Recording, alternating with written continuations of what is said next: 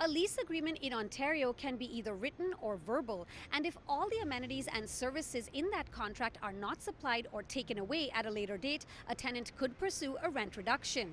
What a rent reduction does is it puts money back in people's pocket for the loss of that service, the loss of that amenity.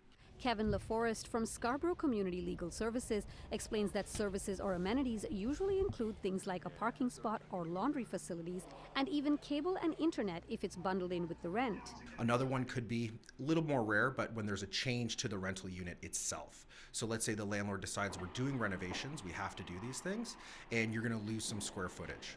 That loss of square footage, that square footage does form part of your contract. If your unit's 800 square feet, you're entitled to 800 square feet. If you lose 50 of those square feet, you're entitled to a rent reduction.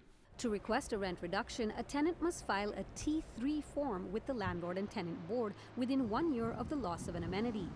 Thereafter, the board will notify the landlord of the application and a hearing date will be set.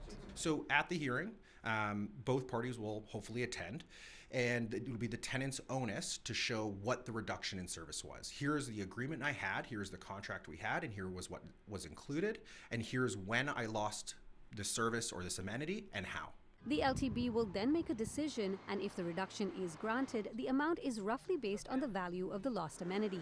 That is your new rent going forward, and if the landlord is to increase your rent, they need to go off of that reduced rent. It's important to note that a rent reduction is different from a rent abatement. So when we talk about an abatement of rent, what we're referring to is a type of remedy that you can seek at the board. It's getting money back from usually rent paid for a loss of something that you were otherwise entitled to. Usually, an abatement is a reimbursement paid by the landlord to the tenant for things like a broken appliance, lack of repairs, or infringing on the tenant's rights.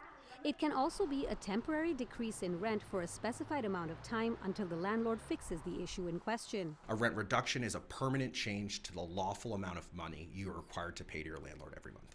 Now, if a tenant does file for a rent reduction, LaForest says it's best to be prepared for the hearing with examples of what that lost amenity might cost as justification for the reduction. For City News, I'm Dilshad Burman.